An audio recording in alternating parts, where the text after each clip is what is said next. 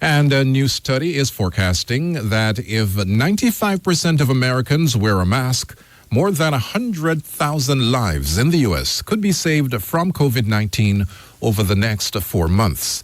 The study was conducted by University of Washington's Institute for Health Metrics and Evaluation. According to the study, in September, only about 49% of U.S. residents reported that they always wear a mask in public.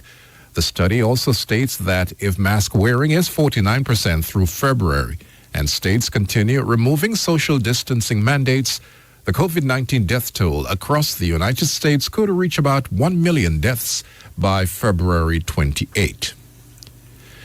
The Minister of Labor is considering a halt to the automatic issuing of work permits to foreigners.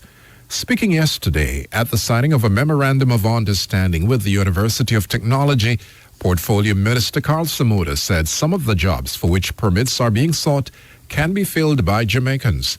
Mr. Samuda said the work permit system will be reviewed. When I look at the type of jobs that are being filled or requests to be filled by foreigners, immediately what jumps out at me is, why aren't we providing more people in Jamaica to fill these jobs? Why are we being flooded with requests for employment, for employees to do jobs that I am absolutely certain that the university is turning out graduates to fill? So we can't, on the one hand, be spending a fortune to educate our young men and women so that they'll be able to take their rightful place in the workplace. And on the other hand, we have a facility that is accelerating the pace at which we give work permits for people to come in and take those jobs. Minister of Labor Carl Samuda. Mr. Samuda says investors who plan to operate in Jamaica should first conduct research into the skills available locally. Several private sector groups are calling for the removal of duties and taxes on tablet computers and related devices as the country grapples with the effects of the COVID-19 pandemic. They say the removal should also apply to mobile and digital equipment, mobile phones, as well as software for at least 24 months. The groups include the Jamaica Chamber of Commerce, Jamaica Manufacturers and Exporters Association, Jamaica Business Process Outsourcing Industry of Jamaica, the Jamaica Hotel and Tourist Association, the Council of Voluntary and Social Services, as well as the MSME Alliance. They say the suggestion should be seriously considered as classes are now being held online. In a press release yesterday, the group said the pandemic has revealed how far behind Jamaica is in becoming a digital economy. According to the organizations, the tax relief will help small entrepreneurs who may not have sufficient funds to buy equipment to adapt to the new digital reality. Speaking in the House of Representatives last week, Finance Minister Dr. Nigel Clark said the government would act on calls for the removal of general consumption tax on computer tablets and related devices. The Independent Commission of Investigations, INDECOM, has revealed that the security forces are cooperating with it in the probe into the shootout between members of the Jamaica Defense Force and the Jamaica Constabulary Force in St. Elizabeth.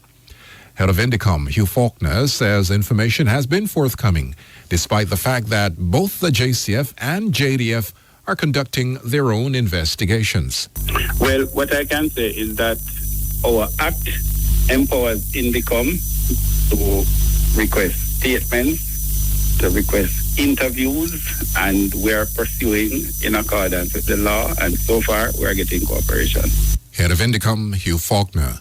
The police seized nearly 2,000 pounds of ganja said to have been taken from a JDF vehicle in which 2 soldiers were traveling. They were detained following an alleged shootout with the police. And Mr. Faulkner gave details on the investigations being carried out by the 3 entities into the incident. The JDF may investigate to identify the facts of the situation and also with a view to disciplinary process. The police may investigate also with a view to identify, whether any breaches of the Dangerous Drugs Act, illegal possession of firearm, etc., other offences. And INDECOM would be investigating in terms of the probity of the actions of the respective security forces. In addition, INDICOM is empowered to also supervise. Head of INDICOM, Hugh Faulkner. Attorney Lord Anthony Gifford is expressing confidence that the next stage in the battle between a group of persons who live in Hope Pastures, St. Andrew, and the Jamaica Public Service Company, JPS, will be in favor of the residents. The dispute escalated into court action in October 2015 as the JPS sought to remove underground cables which supply electricity to Hope Pastures. The Court of Appeal yesterday ruled that an injunction will remain in place to prevent the JPS from disconnecting the supply until the matter is determined at trial. It also declared that the JPS is contractually bound to provide underground electricity supply. The trial will be to determine whether the underground supply is adequate, safe, and efficient based on modern standards. Lord Gifford argues that this will not be difficult to establish at trial. No, because we think it will be very easy for us to show that an underground supply is perfectly adequate and safe, because you have underground supplies in a lot of places around the country. And JPS have schemes where they supply by underground.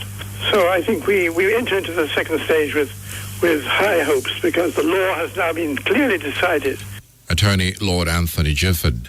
The Hope Pastures residents contend that the JPS is duty-bound to maintain supply because of provisions which were passed into law. The company's position is that the underground system is unsafe and too costly to maintain. The U.S. Department of Justice has agreed to assist in Illinois state investigation into a police shooting that killed an unarmed black man and wounded his girlfriend. The incident has triggered protests in the city of Waukegan, which is about an hour's drive north of Chicago. Lake County State's Attorney Michael Nerim said he asked the Department of Justice for help reviewing the October 20 shooting, which left a 19-year-old Marcellus Tennant dead. State police are also carrying out an investigation. More than 100 people marched on Thursday, and 200 to 300 are expected for a second demonstration today. The Waukegan Police Department has said a Hispanic male officer shot into the couple's car because it went into reverse when he approached it, and he feared for his safety. Police said no firearm was found in the vehicle. Thousands of women are protesting against Poland's new abortion laws in cities across the country. A court ruling on Thursday banned almost all abortions, with exceptions only for cases of rape, incest, or where the mother's health is at risk.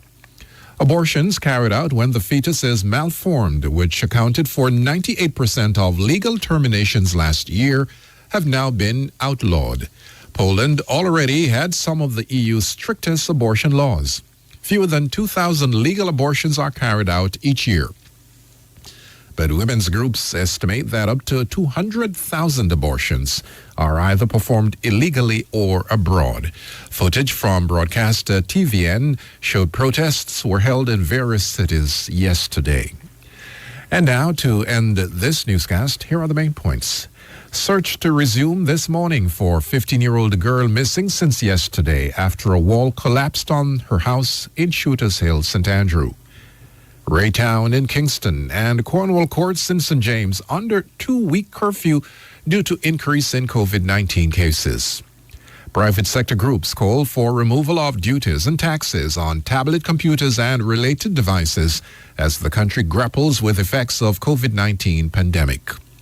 And INDICOM reveals that security forces cooperating with its probe into shootout between members of the JDF and JCF in St. Elizabeth. That's the news to the moment. I'm Derek Wilkes. News on Radio Jamaica. Stay in the know.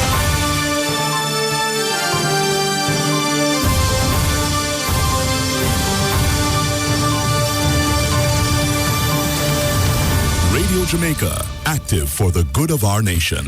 News is next on the station at 8 o'clock from the BBC World Service. And the next scheduled Radio Jamaica News Bulletin comes your way at 10 this morning. Stand by now for your